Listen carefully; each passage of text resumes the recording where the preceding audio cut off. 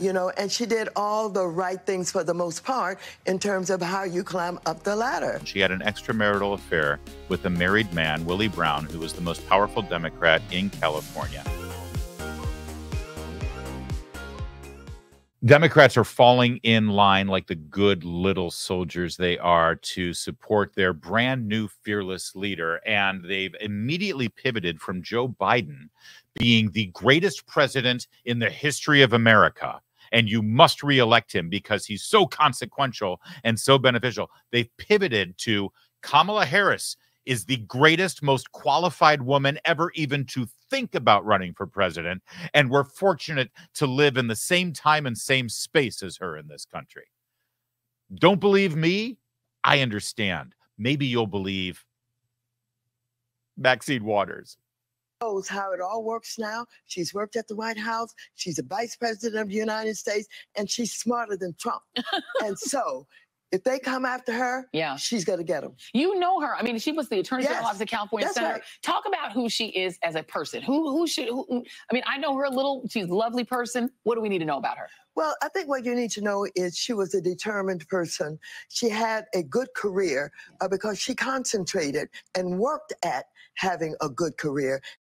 We're gonna start this again from this answer. I do love the hard-hitting Joy Reid question here to Maxine Waters. Tell us about what she's like as a person.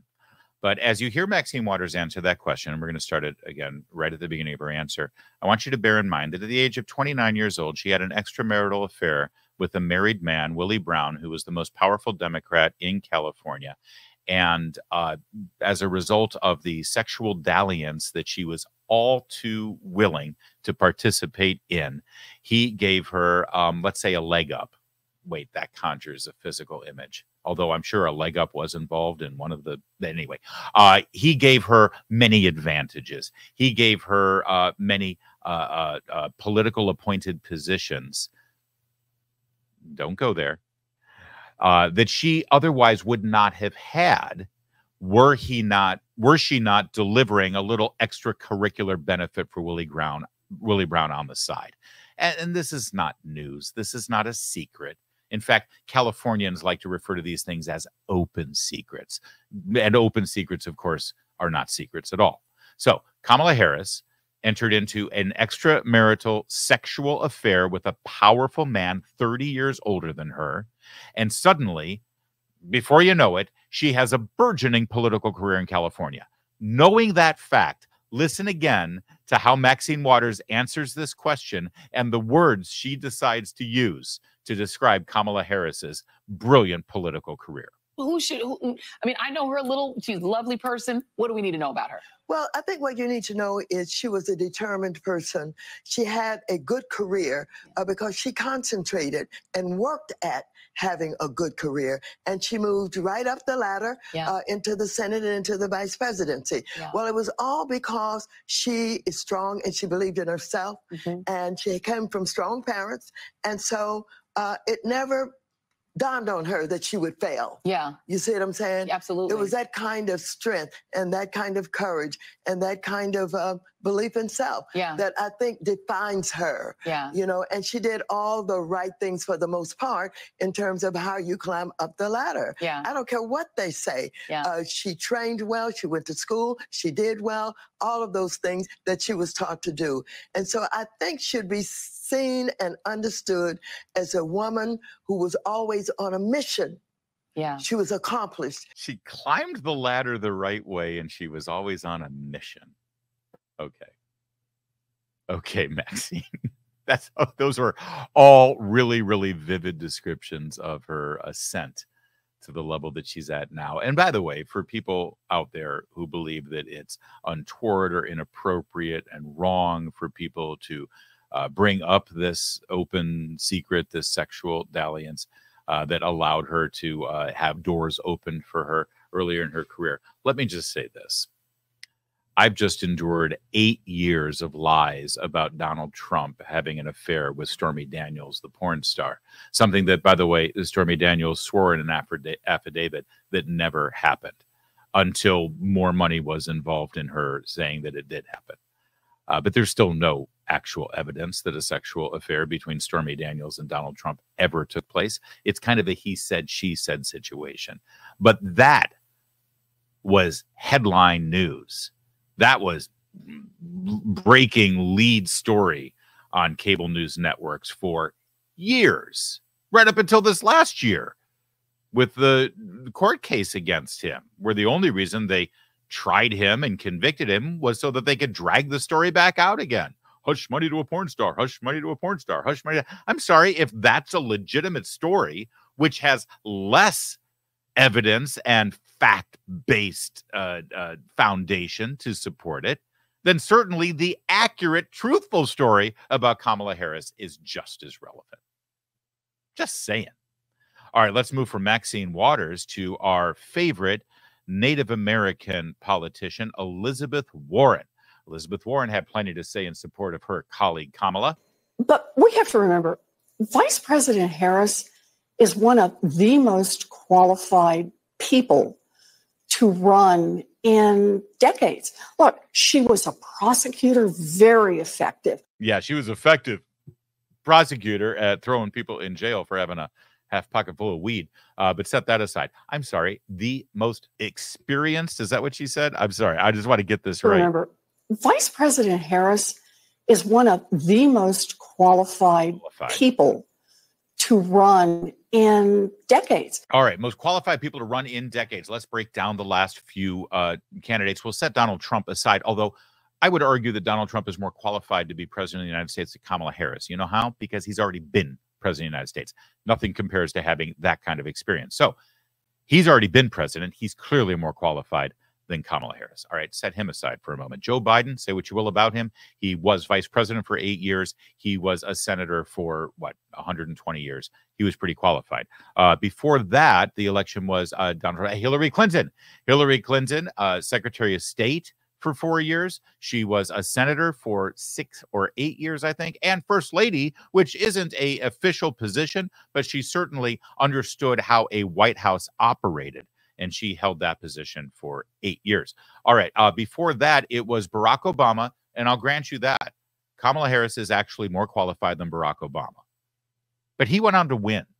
So now what are you going to do? Mitt Romney was a governor of Massachusetts, which is an executive level position, very different than being a senator like Kamala Harris was. And before that, he was a self-made man. He inherited a lot of millions of dollars, but he ran major corporations, which is, frankly, I think more taxing and more legitimate than being a senator. Before that, it was John McCain. He was a senator for decades in the United States Senate and had a military career, something Kamala Harris hasn't even come close to. Should we keep going on? Why not? Let's keep going on. John Kerry, like him or not, he had a lot more years in the Senate than Kamala Harris ever did. I guess he didn't have the executive experience that Kamala had as vice president, so let's call that a wash. But George W. Bush was an incumbent president, and he had been a governor in Texas for many years before that, 2 terms, if I remember right. He clearly was pretty qualified, more qualified than Kamala Harris. Al Gore, well, he was vice president for 8 years, and before that was a senator, way more qualified than Kamala Harris. Should we keep going on? 96 was Bob Dole. He was the senator for 40 years, including being the majority leader in the Senate. Bill Clinton had been a governor for 4 terms and was president of the United States. George Herbert Walker Bush in 1992 was the CIA director. He was the vice president for 8 years, and he was the incumbent president. What are we talking about here? Who exactly? So when Elizabeth Warren says, I'm so proud of myself for doing that off the top of my head. Thank you. When Elizabeth Warren says, Vice President Harris is one of the most qualified people to run in decades. I think what she's saying is she's more qualified than Barack Obama was. Barack Obama is the only one who fits that description. And again, I point out, Barack Obama won the presidency despite his lack of experience. All right, let's move on to the really critical question. And I got to hand it to Caitlin Collins on CNN for asking it. Well, she's so great. You worked with her. You've seen her operate. She's been vice president for 3.5 years. What's her greatest accomplishment? Seems like a slow pitch across the plate, right? This should be something pretty easy to answer. And watch the only thing Elizabeth Warren could come up with. What do you think has been her biggest accomplishment since she's been vice president? Oh, I have to say, since the Dobbs opinion, the way that she has rallied women and friends of women, also called men, around this country on the issue of abortion and just taken it home. First vice president in history to visit an abortion clinic. Go get them. You know, she's someone who talks openly about things that were kind of challenging for some people to talk about, but also to talk abortion about it with President Biden didn't even mention the word abortion in the State of the Union. But Vice President Harris has, and she's talked about it both with compassion, but also with a sense of what is right. How can we be a country that half of America lost rights because of an extremist Supreme Court put in place by Donald Trump? So her number one accomplishment as vice president was to talk about abortion and go to a Planned Parenthood abortion mill. That's, well, I guess that's one person's perspective on an accomplishment. It certainly tells you everything you need to know about what they plan to lead with in this campaign. It's going to be very much about the killing of unborn babies, which I guess works in some states and with some voters. But what a ghoulish way to acquire political power, and what a ghoulish epitaph if you're vice president of the United States and the best thing one of your partners, one of your colleagues says about you when pressed about your greatest accomplishment is to talk about killing babies. Boy, we have a clear choice ahead of us, don't we? Yesterday, the Senate leader, Chuck Schumer, finally brought himself to endorse Kamala Harris. And boy, it was an exciting moment there in the press briefing room. So now that the process is played out from the... By the way, hold on. I'm sorry. I got to jump in here. What process played out exactly? This whole thing was over in 24 hours. The entire thing happened behind the scenes with Kamala Harris or other people on her behalf strong-arming state delegations saying, you better get behind Kamala or else. The process has played out, everybody. They knocked Joe out on Sunday, and by Monday night, it was Kamala. There's the process for you. Could you describe exactly what that process is, sir? Pay no attention to that. All right, I'm sorry. It just struck me. I forgot that he said that at the beginning of this video. So now that the process is played out from the grassroots bottom up, we are here today to throw our support behind Vice President Kamala Harris. I'm clapping. You don't have to. Please clap. Why is he talking like he's at some sort of political rally with a bunch of voters there? Let's hear it. This is a press briefing. The members of the media are there. I mean, I'm sure in their hearts they're applauding and cheering because we know who they are. But they're not really supposed to clap at things like that. They still have the veneer and pretense of being impartial and not being on anybody's side. But Schumer kept begging them for applause. It's creepy. Vice President Harris will beat Donald Trump and become the next president of the United States of America. Applause. Hakeem. Wow. That's just sad. It's sad, but obviously this had to happen. They were all given their marching orders. Go out there and throw your support to Kamala Harris. And I mean, it seems so forced. And it seems like they're convincing you of something that they're not even sure about. And then I did love this moment. Chuck Schumer was asked one very specific question about his role in removing Joe Biden from contention, from the ticket.